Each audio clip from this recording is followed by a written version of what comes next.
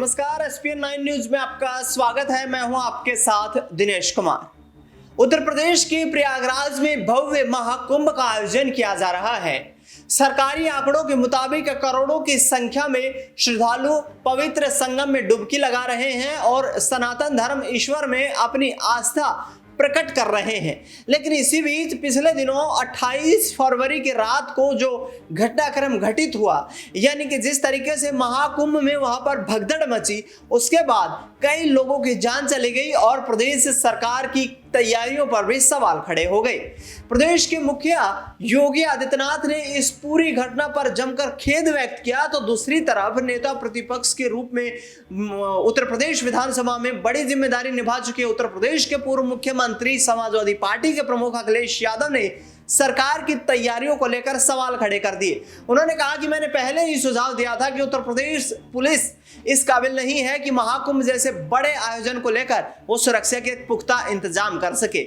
वहां पर सुरक्षा को चिकित्सा के लिए यहाँ पर तमाम सुविधाओं का यहाँ पर जिस तरीके से एक तरीके से तांता जो दर्शकों वहां पर श्रद्धालुओं का लगा है और जो कमी दिखाई दे रही है, उसको लेकर योगी आदित्यनाथ सरकार सिर्फ पोस्टर तक सीमित रह गई है।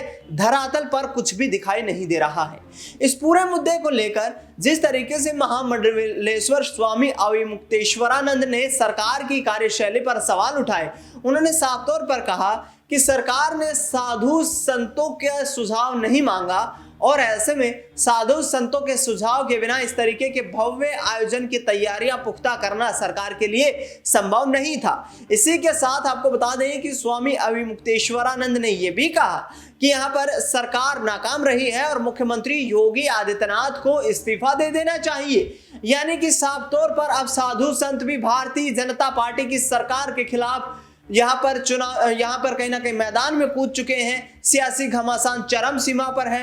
अखिलेश यादव का कहना है कि सुरक्षा का बीमा जो जिम्मा है वो यहाँ पर जांच एजेंसियों के आधार के ऊपर सेना को सौंपा जाना चाहिए और सरकार जो यहाँ पर तैयारियों में कहीं ना कहीं कमजोर साबित हो रही है, सरकार को अतिरिक्त बजट की सहायता केंद्र सरकार को करनी चाहिए, जिससे कि महाकुंभ की संपन्नता को सकुशलता पूर्वक संपन्न करवाया जा सके। लिहाजा बड़ा सवाल ये उठ रहा है, साधु संत ही योगी आदित्यनाथ के खिलाफ यहाँ पर जिस तरीके की भाषा शैली का इस्तेमाल कर रहे हैं, जिस तरीके से उनके खिलाफ खुलकर मंच पर जिस तरीके के बयान दे रहे हैं, उससे कहीं ना कहीं साफ प्रतीत होता है कि योगी आदित्यनाथ सरकार इस भव्य आयोजन को संपन्न करवाने के लिए निरंकुश साबित हो रही है।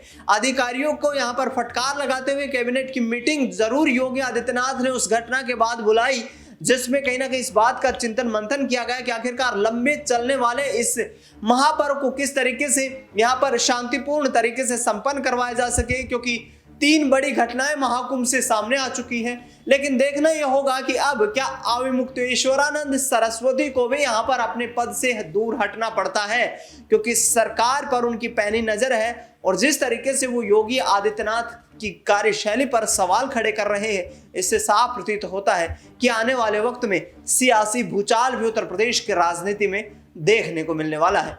फिलहाल इस खास खबर में इतना ही। देश दुनिया की तमाम बड़ी खबरों के लिए आप देखते रहिए एसपीएन 9 न्यूज।